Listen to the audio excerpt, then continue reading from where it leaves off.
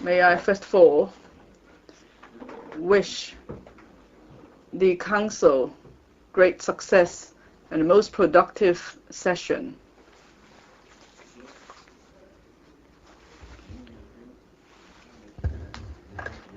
Well, if I may first depart from my text, prepared speech, I'd like to say something from the bottom of my heart.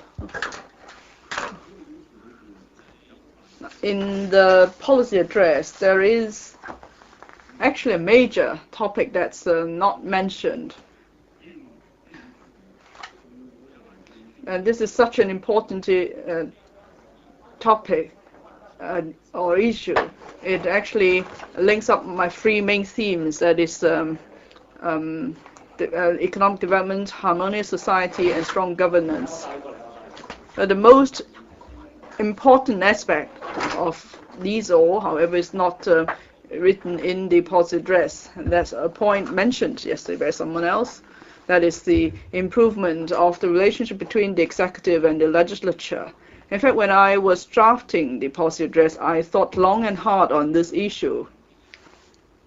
Thinking back, on the question of improving relationship between the legislature and the executive, it came about even before 1997. In fact, in the 90s, when we had representative government, almost in every year in the policy address debate, this was often mentioned by members and both officials. This was repeatedly mentioned year after year. Now this year, when I drafted the policy address, I realized that this was still an important issue, but then having thought about it more, I thought it's better to take action speaks louder than words. So I hope I am able to contribute to the improvement of relationships here. Now, when I assumed the post of the chief executive, I met with you, I told you what my thinking was and work plan was. At that time, I asked members to work together with me so that we could all focus our attention on the issues of public concern. So we will share the same blueprint and the same work targets. And at that time, I made a pledge. Now, I said I fully understood members' wish, and I would report back to members as soon as possible to tell you what I planned to do in my term. And so that's why I've advanced the policy address to October again. That is on the very first day of the new legislative session. So I said I would come here and tell you about what I was going to do. And in the past few months, actually, we had a chance to visit the before the policy address, we had a chance to visit the Pearl River Delta together, and I've also had a chance to speak to different groups of members to hear your aspirations. I've also listened to the views of other sectors and the members of the public. Now, during my election campaign, I made some pledges, but at the same time, of course, I fully realized I had a limited term. It would end in mid-2007. So that's why I hope what I could achieve in my policy address is that I could address the requests of the public, in particular those of members. That would then show my determination to work together with members to achieve something. Now, in the policy address, I have spelled out different policies and measures. I have actually set aside my own wish and thinking. Rather, I have tried to refer to members' views and wishes as far as possible, and I try to see what I could do as far as possible within the term. That includes issues like minimum wage, the need for fair competition law, various people's livelihood issues. I try to address all these issues in my policy address. as far as possible. In fact, in the process, we share the same common goal.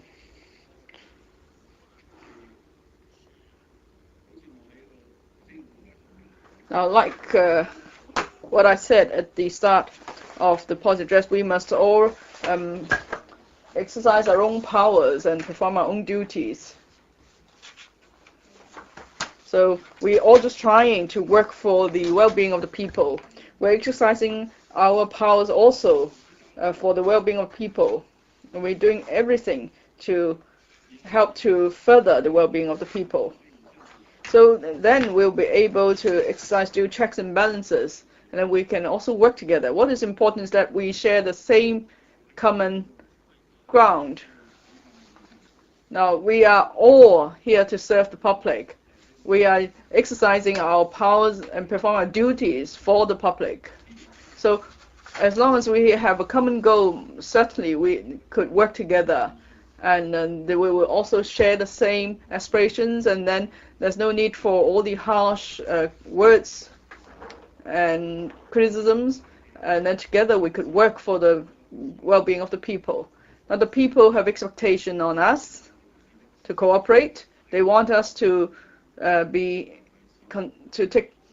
united in our efforts, and then in the rest of my term, then we could get something done. So now I can take questions.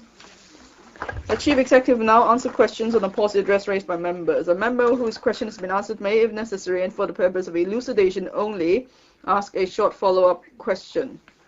Mr. James Toh. Madam President, Chief Executive. Now on the question of fair competition, many have this observation. Now, in your long career as a civil servant, it seems that you were against a full fair competition law. Now, of course, you're a politician. So is that full about turn? Now, the Democratic Party has been raising this issue with the administration for over 10 years. We have put forward private members' bill. We've debated the issue a number of times in this council. So how could you convince members of the public that you have changed your view on this matter entirely, and that you now realize this law will benefit Hong Kong status as an international trade center, and that this is not just a delaying tactic? Now, I have never changed my views on Hong Kong's position. I'm also full of confidence in our trade and commerce sector. I also fully realize the importance of the well-being of our people. But I've heard from many people, particularly in the past year, in many of our debates on many of the more poignant issues, people have been using terms like government-business collusion, domination, and so on. Now, I have reviewed the procedures adopted in dealing with this business sector, and actually there's no question of this happening. But of course, we must at the same time understand many local corporations become multinational conglomerates. So, but then at the same time, it's the case that the concern of the people and members is unfounded. So we try to adopt an open mind there, and that's why in the coming year, it's hoped that we could set up a new committee to explore whether indeed there is any monopoly or market domination, and then we could adopt an open attitude in studying the various aspects of this issue. Now, the Democratic Party and the Article 45 Concern Group have been talking about this issue for a long time, but then at the same time, of course, we know there are a lot of accusations about government business collusion. So there is a need for us to find look more into the issue. Now, if you think this is a delaying tactic, I would not have included this in my policy address. It's already in the policy agenda. But I don't think my own philosophy on the economic front has changed in any way. Mr. James Stowe? Now, the chief executive was just saying that recently many members of the public and members of council have been raising this issue. Well, but I think the public has all along thought there is indeed market domination here. So it seems that your observation is very different from many in the community. So can you make this pledge now to ensure Hong Kong's competitiveness that we're not sliding down the scale in the world ranking? So can you promise that within your term of 2 years that you are able to produce a piece of legislation on this? Now, I keep an open mind, but I think it's important for us to first achieve a consensus. And we must also make sure that the negative impact of this piece of legislation would not happen in Hong Kong as it's happened in some other places. So we have to do a thorough study. Now, I'm sure when the committee is set up, it will look into the matter in great detail and will also come up with a proposal in the earliest opportunity. But I don't think a rigid time frame is the best way to go about this issue. Mr. Bernard Chan. Thank you, Madam President. Mr. Chief Executive, in your policy address, you said that you're going to promote more exchanges between Hong Kong and Eastern China and also the southwestern region. And also for Hong Kong people on the mainland, more assistance could be given to them. And then you will also set up a liaison office on the mainland. Now, I understand the social welfare sector has done a lot of studies on the mainland, and they found that for Hong Kong residents working on the mainland, they are not given much support. So what are your concrete plans to provide assistance or support to Hong Kong residents on the mainland? Well, our country is a huge country. Now, if we have to meet all the needs of Hong Kong residents who are on the mainland, that would be a colossal task. But I think rather the most urgent issue is that when Hong Kong people do business on the mainland, they might encounter difficulties. At the same time, there are mainland enterprises which would like to come to Hong Kong to raise capital. They also encounter difficulties. So we hope that we're able to help businessmen both from mainland and from Hong Kong. And that's why I have suggested setting up two more offices on the mainland responsible for trade and economic promotion. One is in Chengdu, the other is to be in Shanghai. Now, for our Beijing office and Guangdong office, they will also reshuffle or adjust their portfolios a bit. And then all of these, and then the officers will report to the Constitutional Affairs Bureau. Of course, if Hong Kong residents encounter any problems on the mainland, they need assistance, then we will try to make use of our own resources in Hong Kong and the resources of our officers on the mainland to try to help Hong Kong residents caught in, say, business disputes. But I hope you understand this, Mr. Chan. Each of these offices has just a small staff, a few staff members. And so, China is such a huge country, sometimes it's not possible for our colleagues to get to the place where assistance is needed at the first instance. Mr. Chen? Well, I think you are right to point out that it's not possible for government departments to look after all people, everybody in Hong Kong. But, for the NGOs, they may have liaison points on the mainland as well. Perhaps our office could work together with the welfare sector. They could also help with providing support. Well, that's a brilliant idea. Our colleagues will certainly follow up on that. Ms. Margaret Ng? Thank you, Madam President. The DC-related proposal has been the subject of a lot of briefings It seems that it's not accepted by the community. Why don't you withdraw this and talk to the central authorities to launch another one which is closer to the democratic ideals cherished by Hong Kong people? As I understand it, the CS hasn't really put forward any proposal. Hong Kong is a free society. Of course, some people would find it agreeable, some not. I'm talking about the one being talked about lately. I believe in due course we will be briefing you on the number 5 report of the task force. We'll be talking about the mainstreamed views after a few rounds of consultations. We put forward our reasons and findings, and there will be a chance for an open debate involving members, including Ms. Ng. I believe the CS will work very hard to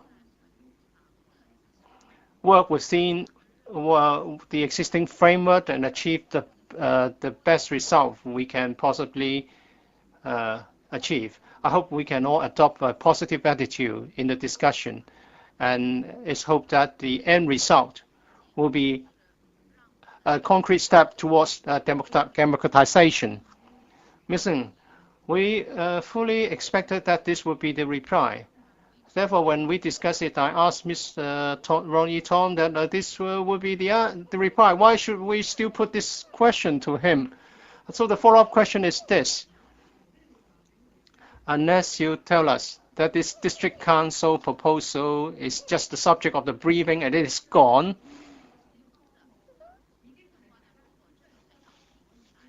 and you are pretty sure that it's not accepted. And if we have these three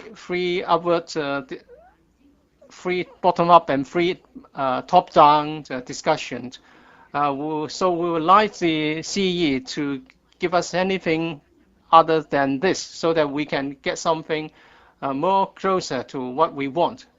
Can you confirm that this is not going to be the proposal that you put forward? And or rather, you would conduct a referendum to decide whether this is generally accepted by the people of Hong Kong? Ms. Ng, the proposals are not dictated by the administration or the officials or the CS personally. There were rounds of consultations, and the results have been uploaded to the website. You know well who has spoken what, and we, like you, would like to work in accordance with public wishes. And if we are talking about the mainstreamed proposals, I am sure that such proposals will be considered seriously by members. I don't think it's the right forum to talk about the contents of the proposal now. The CS will be giving you full details in due course. And I hope you would look at our justifications, the thinking behind them, and consider whether they fully represent the views received from the public. Are they the work of such efforts? And therefore, we would need to consider such proposals if they are bona fide. It's not that what I want or what the CS want. What we want to do is to serve the public. Madam President, part of my question has not been answered, and that is whether the government would do a general opinion poll or a referendum about this. I take it that he will not withdraw the DC related proposal. CE will follow the procedure for conducting consultation exercises. We are going to conduct some surveys, and of course members can also do the same. They can conduct opinion polls, but if you are talking about a major major exercise of a referendum on such a sensitive issue, I don't think it's appropriate. Mr. Lee Chok-yan. Thank you, Madam President. Mr. Zhang, you did talk from the bottom of your heart. You gave a passionate speech.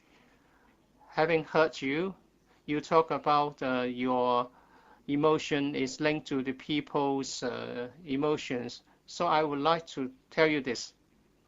We're not just talking about your feelings here or the feelings of the people. I hope you will not say that since we have good feelings between us, we would just accept whatever is offered. Are you going to give some concrete action rather than talk about feelings, just like an old man telling his old wife that I love you, but denied her of the family needed money. So I'm talking about the minimum wage. I think the list of new EXCO members have been circulated widely. A lot of business people will be appointed.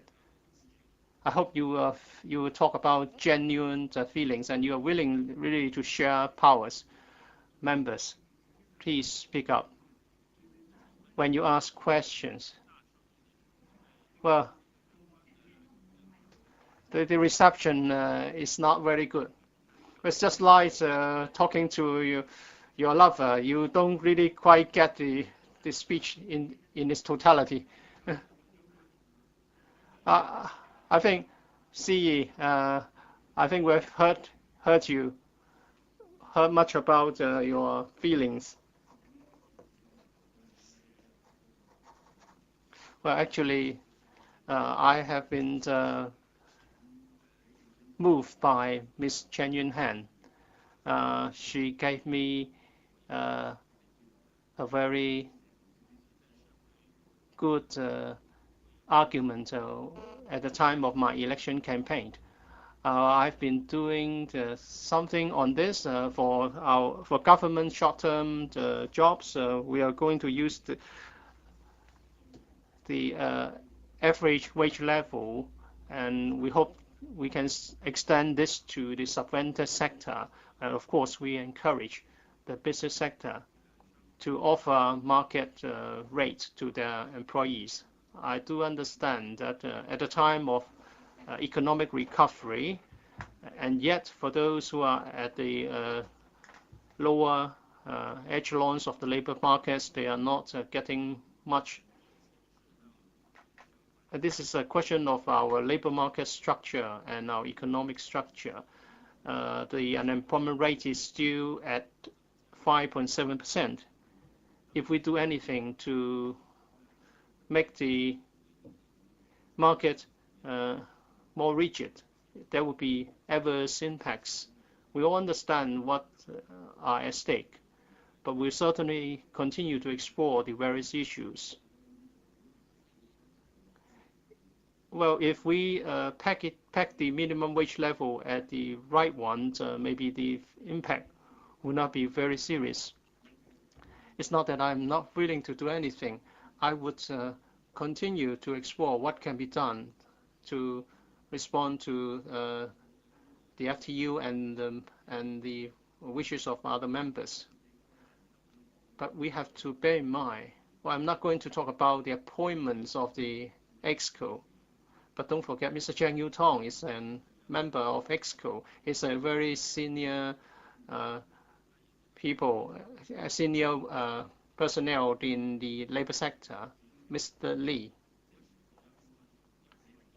Mr. Zhang, if you want to persuade us by feelings, you must give us something concrete. You must do something concrete for our working population. We don't have a timetable for constitutional development, and we don't have a timetable for minimum wage. So you are just asking people to make do with whatever they have got. Mr. Jiang is just one among the 10-odd people on EXCO. So is this the right way to exercise the power for public good? I think what we have done has benefited tens of thousands of people. and the application of the rule will be extended. On the other hand, I'm going to follow up the ongoing discussions in the Labor Advisory Board. Mr. David Lee, Mr. Chief Executive, what plans do you have to enhance the communication between Hong Kong SAR officials and those on the mainland?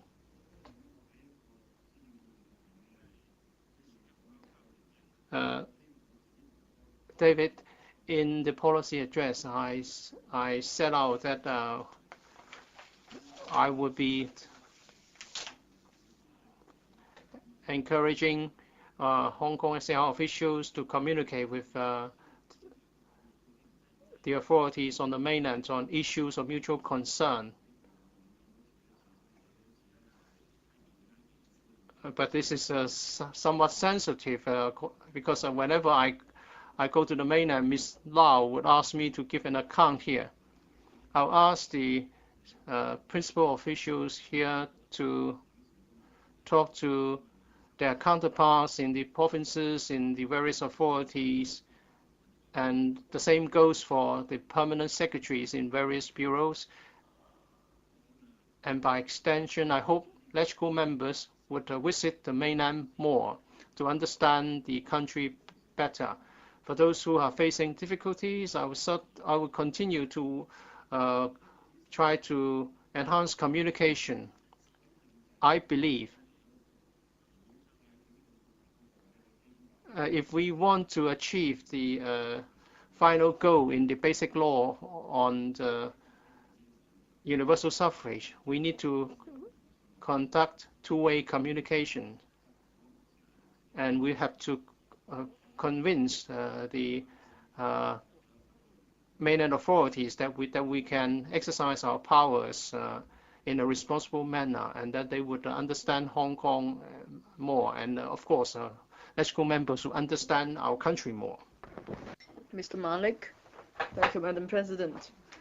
Now, in your policy address, Mr. Chief Executive, you're going to create 6,800 jobs. We believe that's a good measure. But I wonder if you have noticed a local study report. It pointed out that in some sectors of our economy, about 100,000 jobs will move north in the next few years. Now, what would we believe this impact on our economy would be even worse than that in the 1980s when factories started moving north. So what's the government's assessment, and what corresponding measures are there in terms of manpower planning? Now, we are in an open global economy, and there is global competition. We must keep adjusting our manpower structure. We must move with the times. Now, in the past 2 or 3 decades, you can see every time when there is adjustment to a certain work process, eventually the process might move north, and that will, of course, have an impact on us.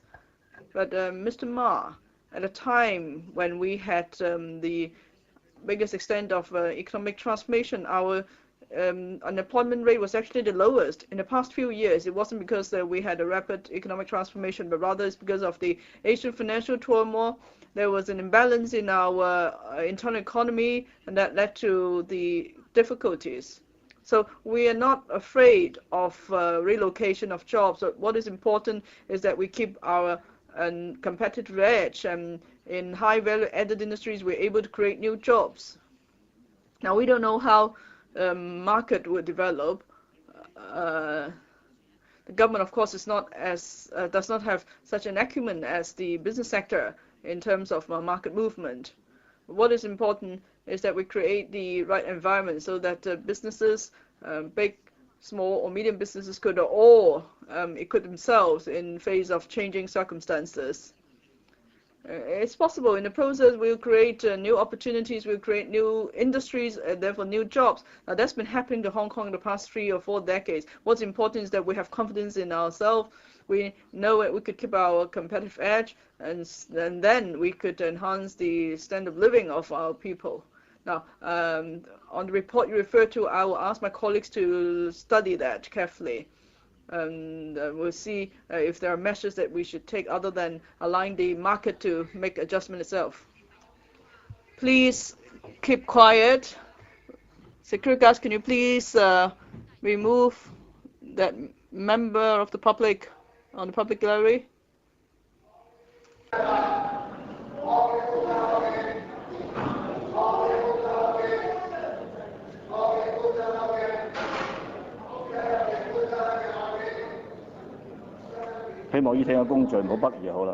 Well, I hope this sort of work process would not relocate northwards. Mrs. Selina Chow.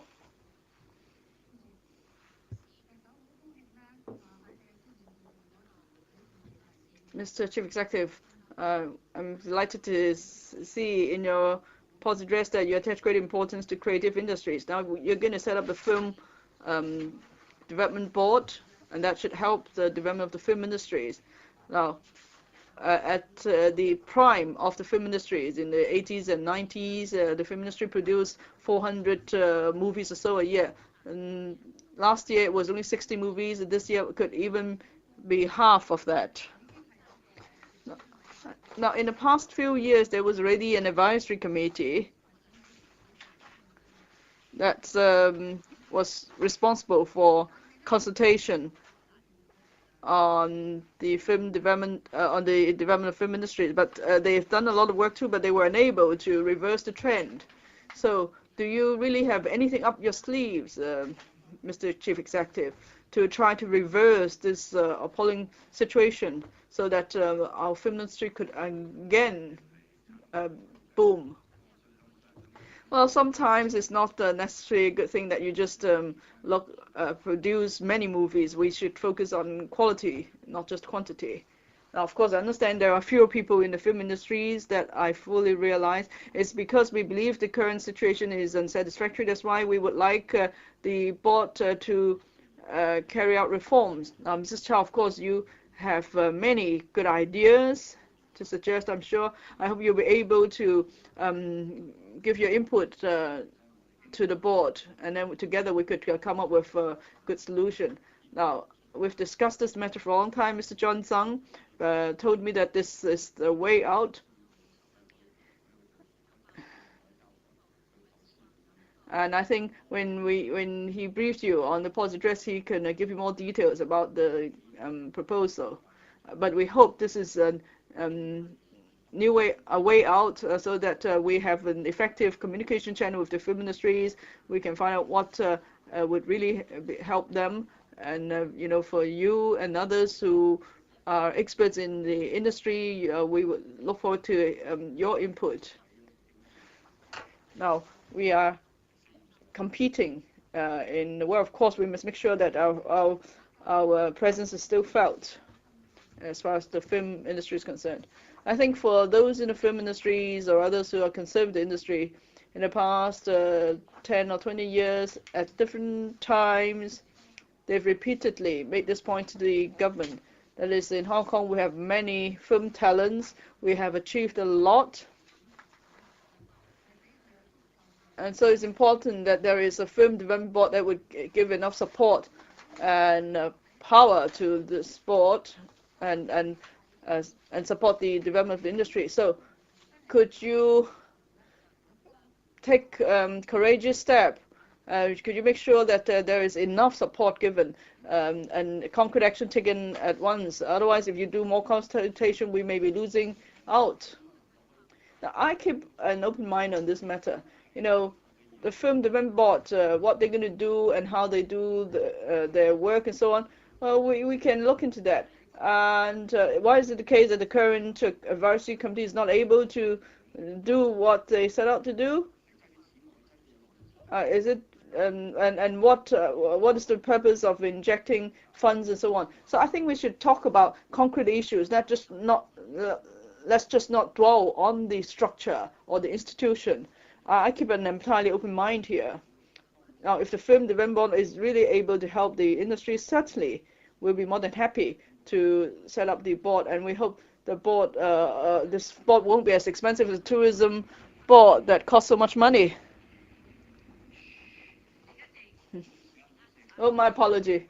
I withdraw my statement. This is most unfair. Yes, it's costly, but it's definitely worth it.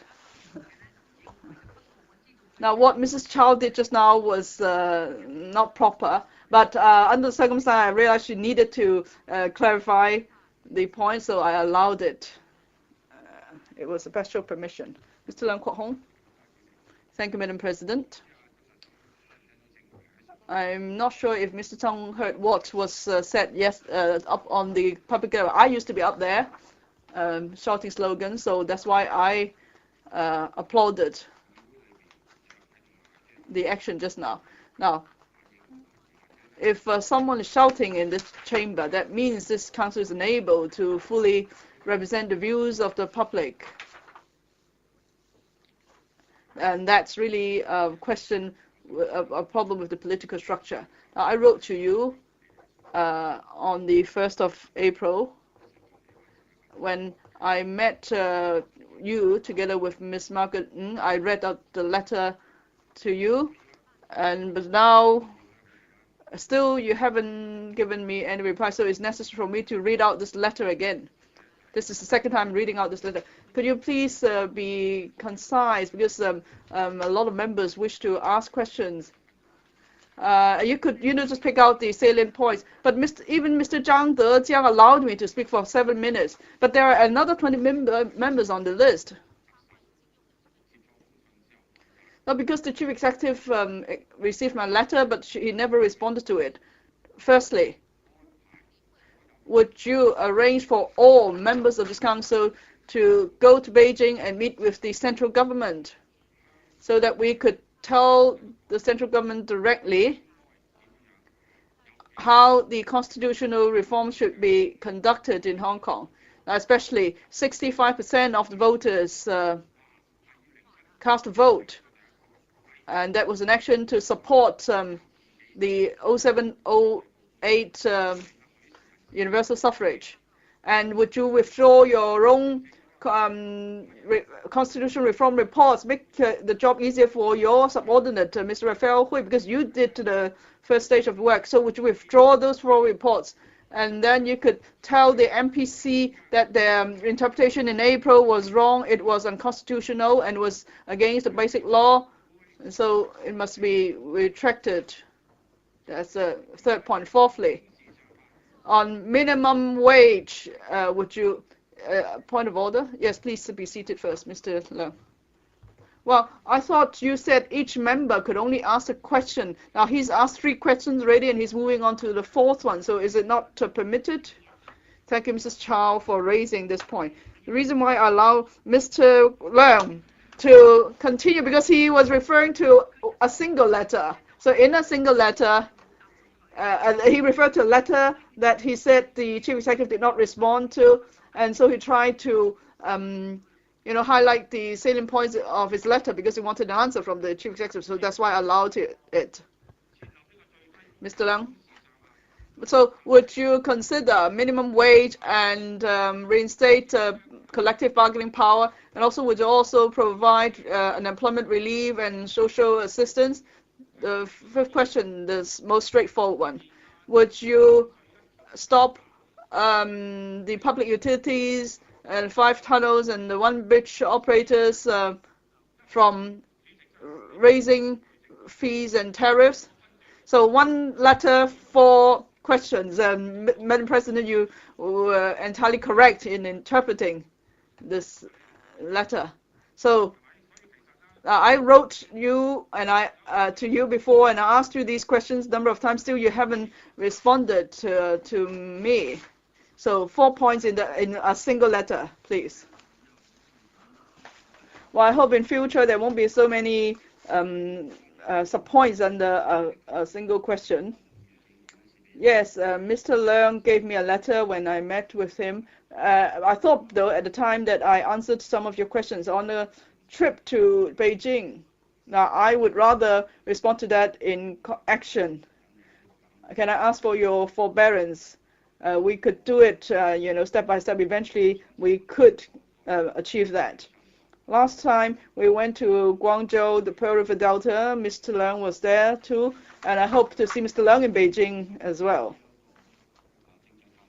Now, about the second point, about withdrawing the constitutional, the task force reports. I told you then that I would not withdraw the reports in our meeting. I did tell you, Mr. Leung.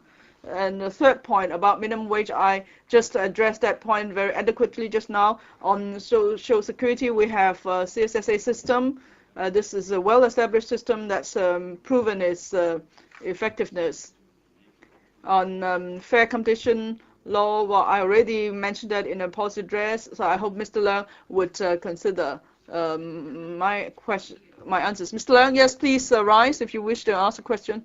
No, you actually have not answered some of my questions. One, whether you would stop the Eastern Harbour Crossing or other public utilities that monopolize the market from raising their fees and tariffs. Now, you haven't answered that question.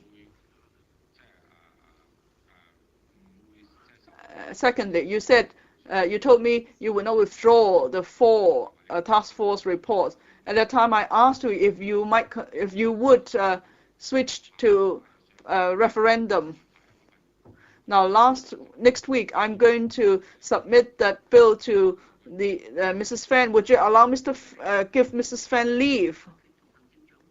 Now, the Madam President's ruling has nothing to do with the intentions of the Chief Executive. I hope you will bear that in mind. Now, on China Light and Power or tunnel operators, well, they are business concerns, and of course we have regulation schemes. We will go by those regulation schemes when looking at such issues. Now, we must safeguard public interest. At the same time, we do see that it's necessary for these businesses to have a reasonable return. On the question of referendum, I'm sure the President will go by the basic law in handling the matter, and I will also handle private members' bills in accordance with the basic law. Thank you. Mr. Fred Lee. Oh, I thought I was not going to have this chance.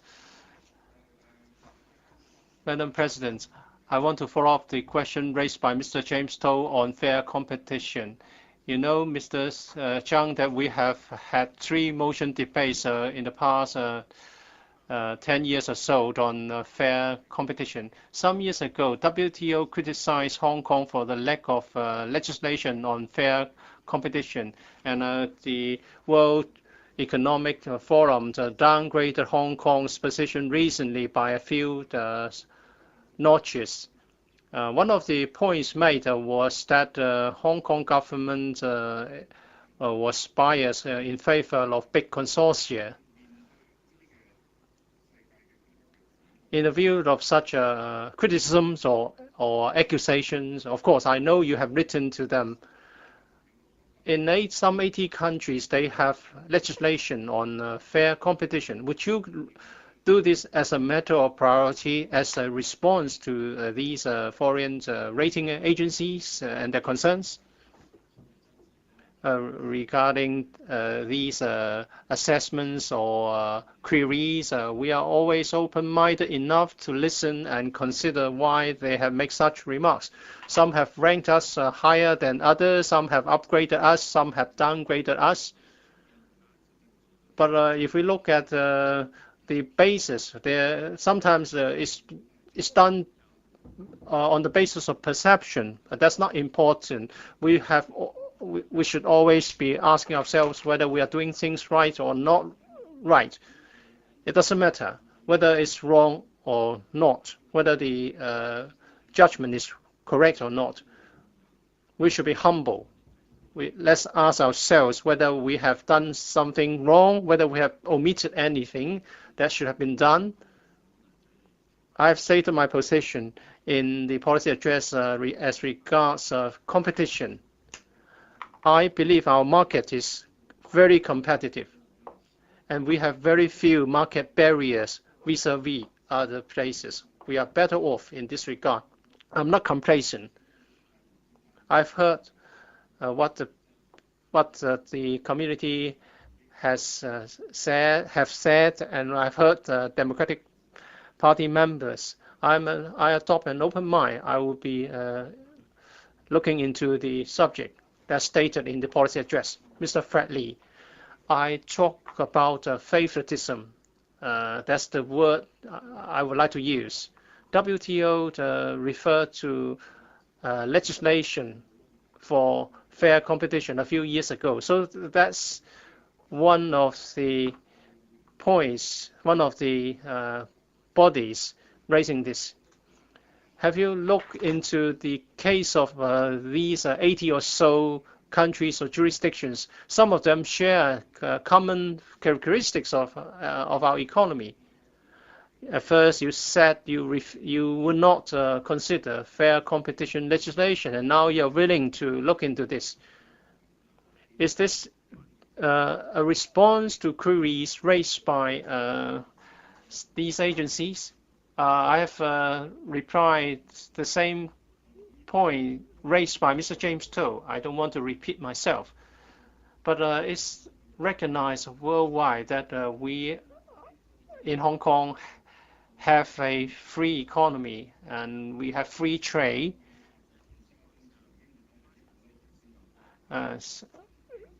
So when you talk about the freest economy in Hong Kong, it's either Singapore or Hong Kong. We have to look into the possibility of whether legislation on competition will lead to more litigation. For particular trades or businesses, we may have to do it. For example, the electricity market. We'll do it if it's considered necessary. Otherwise, we'll be creating barriers in the market. If you want to link this with the accusation of collusion, I think there's some misunderstanding here. I think I would remain humble and look into this subject. Mr. Wong Yong Gun, Mr. Chief Executive, I thank you for talking to us on food safety when you met us, and you have accepted our suggestions, and in paragraph 64 and 65, you responded to our requests. For the local fishery and agricultural sector, there's no food incident. Are you going to formulate a sustainable policy for our fishery and agricultural sectors? Well, I respect their operations, and they lent me great support when I conducted my election campaign. So I would try to find ways to meet their needs, their aspirations. I understand it's a tough job for people who are engaged in the fishery or agricultural sectors. It's difficult and it requires a lot of hard work. We can talk over detailed proposals. I hope we can talk to you to tell you more about their special needs. I hope you can spare some time to meet us. Okay, I'll ask the principal officials to get in touch with you first. Ms. Miriam Lau, under regional economic cooperation, the CE has mentioned that we are going to step up cooperation with some Zhang authorities in relation to infrastructure. But the fact is, in the past decade or so, Zhang has developed very rapidly in terms of port facilities, and some are under planning. As a result, Zhang cargo throughput has been growing very quickly, and that is they are achieving two-digit growth rates annually, and yet we have a spare capacity and our growth rate is very slow. In this regard, regarding cooperation with Samjun on infrastructural projects, in particular coordination with regard to the container port development, what are you going to do to make sure that there is balanced development or coordinated development?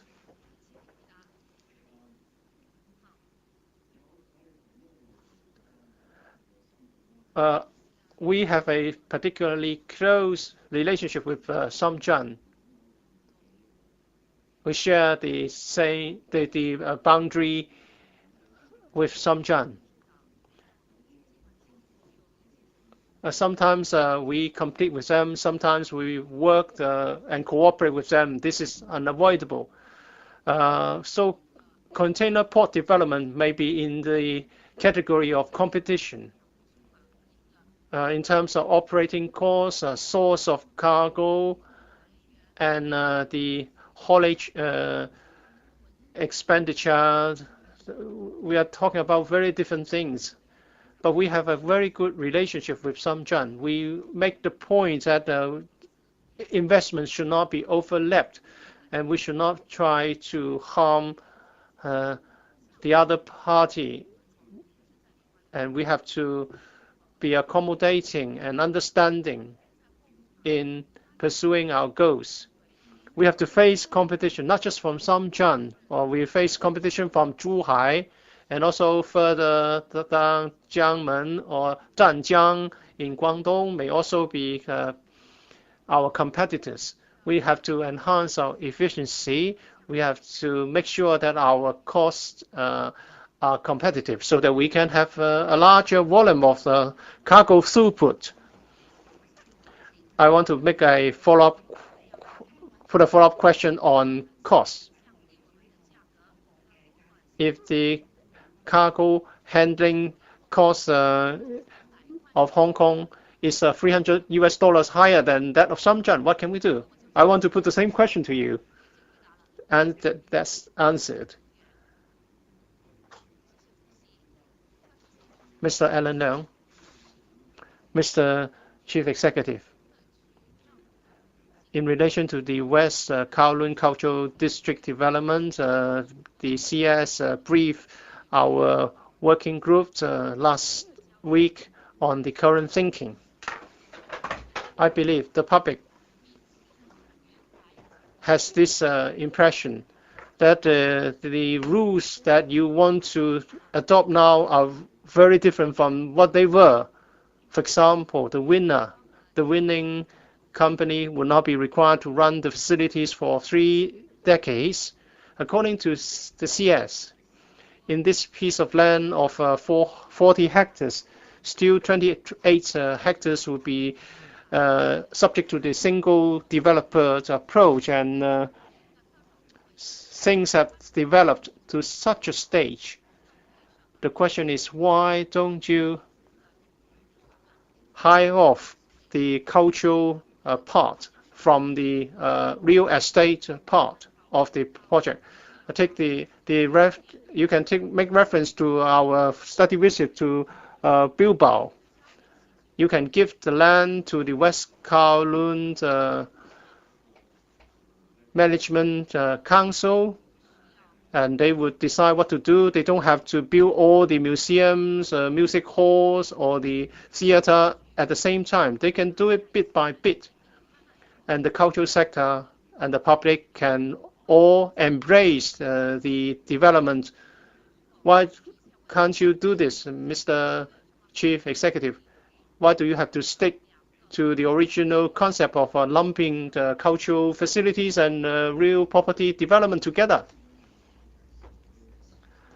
Mr. Raphael Hui has briefed you on the amended proposals, which are the result of consultations over a long period of time. It's not what Mr. Hui or I thought were the best options.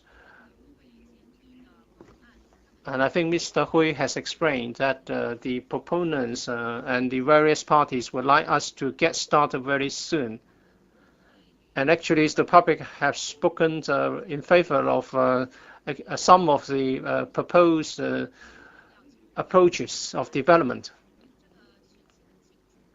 What you suggest has this hidden risk, and that is you want us to do it all over again. You are suggesting that we should start all over again. This is not the first time we argue about this. I don't want to continue the argument because every time this is raised, the hidden message is to ask us to do it again. We believe the amended, the revised approach represents something workable in the eye of the public. People have spoken against the single developer approach. We have revised it. And people have talked about the future mode of management, and we have revised our proposals to take on board their views.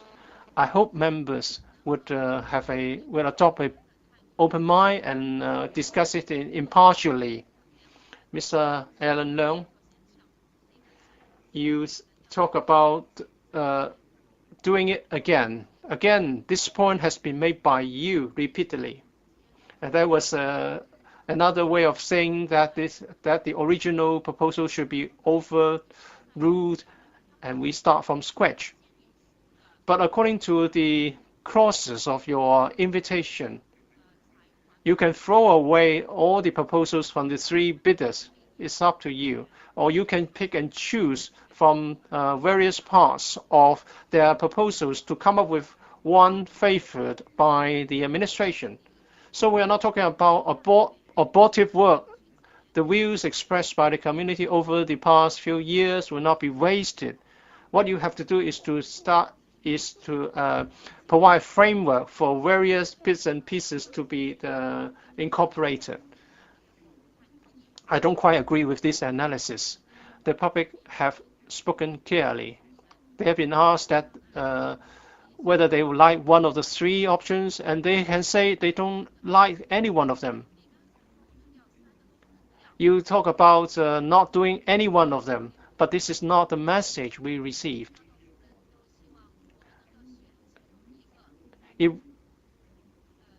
Only a small minority of people surveyed said we should reject all three and do it all over again.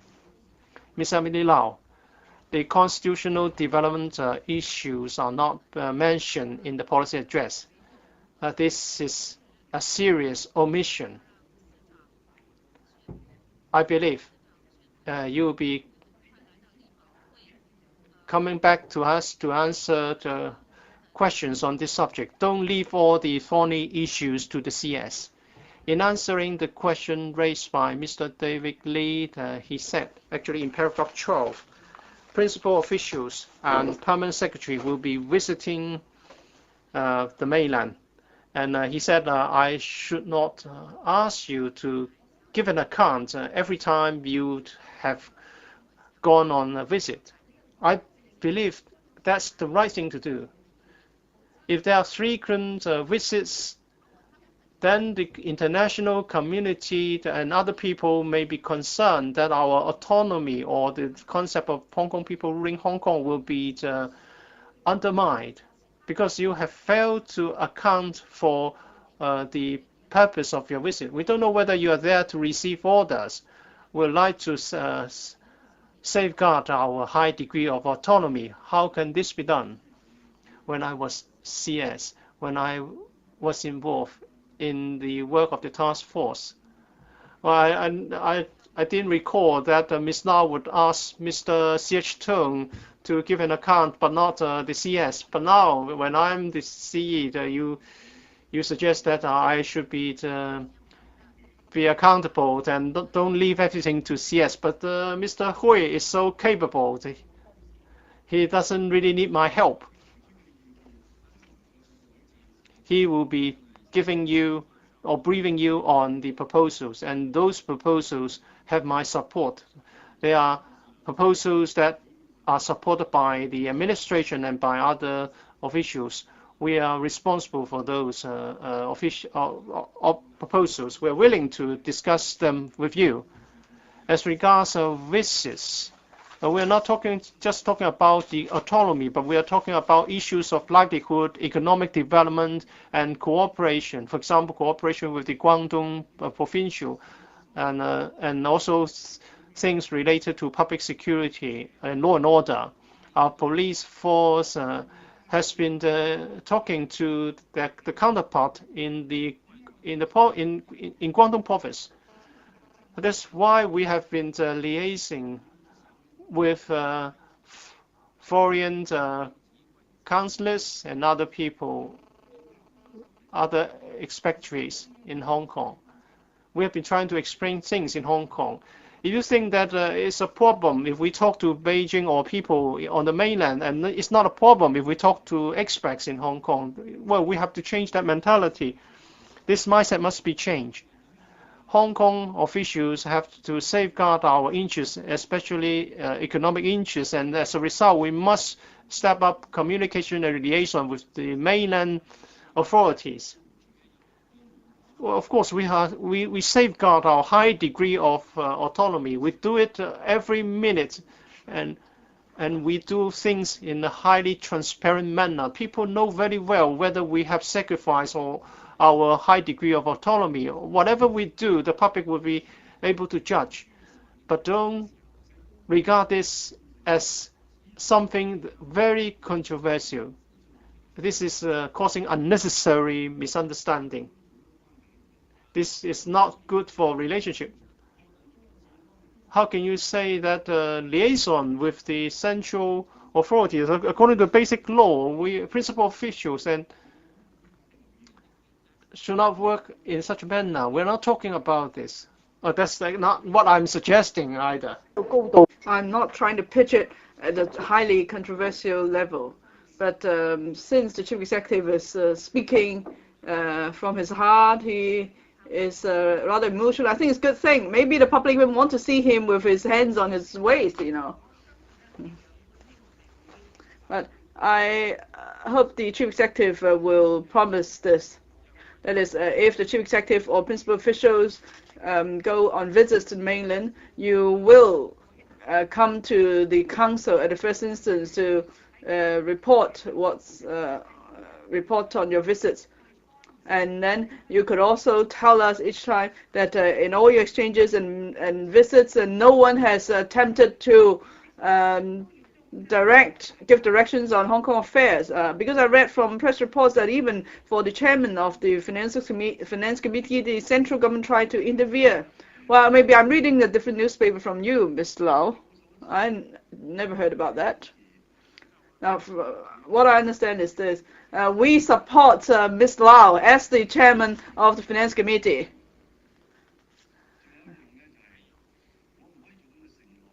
And I cannot make this pledge. It's not a reasonable request that we have to come and report to the Legislative Council every time we make a visit to the mainland. It's not reasonable, it's not right, Ms. Lau. But definitely we will continue to communicate with the central government, and we must strengthen liaison. And it's not just us, you must also do the same. And I can just tell you, in our exchanges, we weren't just given directions, but rather, when something happened, we were given advice on how we might handle certain matters. I hope you will be more objective in looking at this particular issue. Mr. Chief Executive, is now 4:05. You said you would be here for an hour, but another 20 members are on the list. Can we allow 3 more questions, please? Yes, of course, Madam President. But I could also make a point. I understand members would like more exchanges with the Chief Executive. I would like to do that myself too. Now, the current practice is that the Chief Executive comes to the Council 4 times in a year. Now, there are about 8 months when the lecture is in full business. There are 3 months of summer break and a month of break in Chinese New Year. So, 4 meetings means, I come here every 2 months. Now, don't say that we work only 8 months a year, as if we have 4 months of leave, but we are paid for the full 12 months. So, with that, I don't think that's doing the reputation of Leshka any good. No. What I'm saying is this. Now, you start your summer break around the middle of July. That's for council meetings. Of course, other panels continue to have meetings, and that break is for 3 months. That leave is for 3 months. Please, let me correct it. What do you call it? The break? No. For council meetings, we have our last meeting in early July. And then we will have to wait for the chief executive's instruction to appoint the first stage of the council meeting in the new session, and then we will reconvene. So 3 months is roughly the time frame, but it's not an exact time frame. Well, okay, so for 3 months there are no council meetings. Let me put it that way then. It's nothing about breaks or vacation or leave or whatever. And anyway, during Chinese New Year, also there are no council meetings. Now, so in other words, on average, the chief executive comes to the council once every 2 months. I'm more than happy to come more frequently. So you could discuss that with the chief secretary, but don't just make it, routine business that you are sick and tired of seeing me, and that you wonder why I'm here so often, and you have nothing to talk to me about. Now, I don't want it to happen, but otherwise, I am more than happy to have more exchanges with members. Mr. Lee Kuan Yew.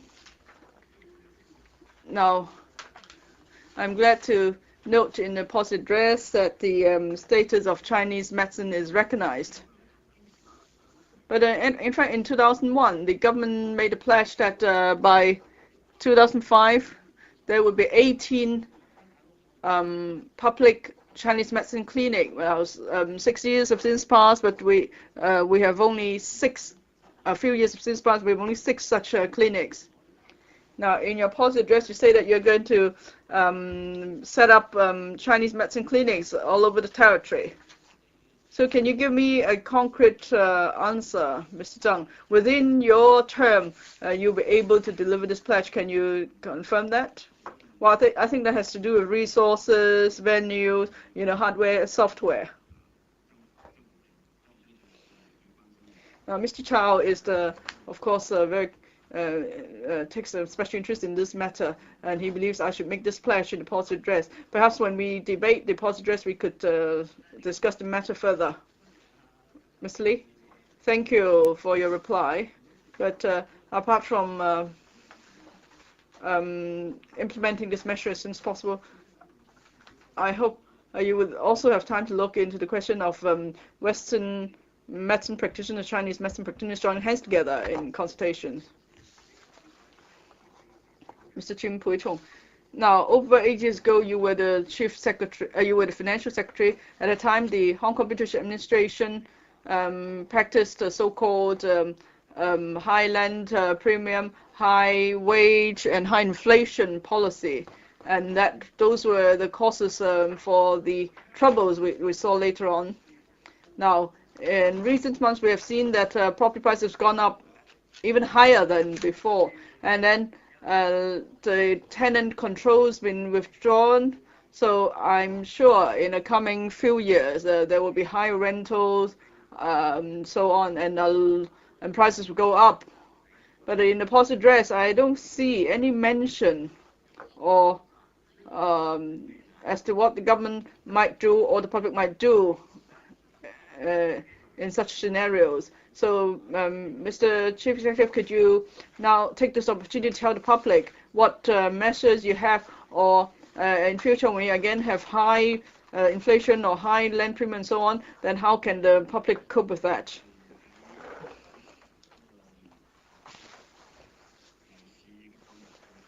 Now, in 1997, we had the bubble economy. Land prices were high because at that time we controlled supply.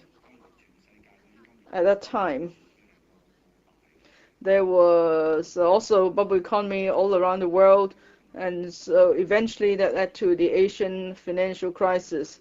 Well, I'm sure Mr. Jim is well aware of the background to that. Now, we haven't seen high inflation yet, The Financial Secretary said that this year the inflation rate is about 1.5%, is still on the low side. And for wages, well, we would like to see high wages, but we haven't seen high wages yet. For land price, well, we have to be realistic. Now, actually, property prices are still lower than those in 97, 90. I'm not saying they should go further up, but of course, for the super luxury apartments, the price is very high, but they, of course, the general public cannot afford them. And here we're just talking about the really wealthy people. I think the best way is to allow market adjustment. And the public should know that when property prices are high, then they must go beyond the means to pay mortgages. I'm sure that supply and demand will always find the right equilibrium. With now we also have the application list system, so property developers can always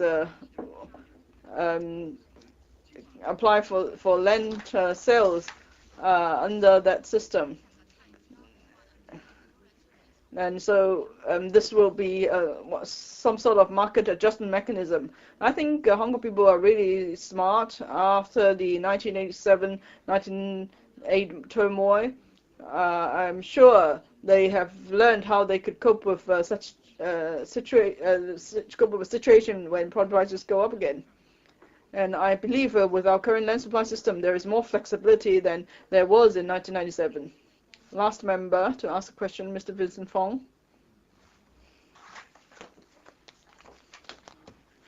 Thank you, Madam President. Mr. Chief Executive, now in your policy address, you referred to 3 themes: pursuing excellence in governance, pursuing social harmony, and also full economic development. Now, to have full economic development of proper business environment. Now, I represent the business sector. Just now, Mr. Chim said rents have gone up in multiples in recent years. So for many department stores, they either have to reduce the scale of their operation, or actually restaurants have to close. Now, you referred also to social harmony. And by social harmony, that means the sector and the government could discuss matters. And then the government could also offer minor concessions to members of the public so that there would be harmonious atmosphere. But it seems that very often the government takes broad brush approaches, like withdrawing pig farmers' license, chicken farmers' license, so on. You took broad brush approach. So could you not allow some breathing space for the public so that we could keep social harmony? Well, I don't think we need to offer minor concessions in order to achieve social harmony, but rather we should do what the public wants us to do most urgently. Like the banning of smoking, well, we've discussed that for many years, and the recent measures are a result of years of discussion. For chicken farms, pig farms, we haven't even come up with any concrete measures. For chicken in particular, for pig farming, again, is something in much longer term. We haven't actually come up with any concrete measures. Now, of course, we want to keep a favorable business environment. We want to protect not just big businesses, but also medium and small-sized businesses. Now, you represent the sector. You know the business as well. Perhaps you could be in touch with us and see where we could make improvement or how we could drop good measures. We would be more than happy to listen. Mr. Fang? Now, there are advisory committees. Could they have more communication with us? Yes, surely. Thank you, Mr. Chief Executive. You've answered questions from 16 members. Many other members have pressed the button, but they didn't have a chance to ask questions. We hope the Chief Executive will come back here very soon, and then these members will have the chance to put questions to him. So may members please rise as the Chief Executive leaves the chamber. Thank you very much. We'll cooperate together.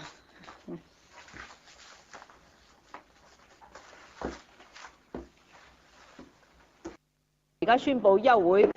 I now adjourn the council until 11 a.m. on Wednesday, 19th of October 2005.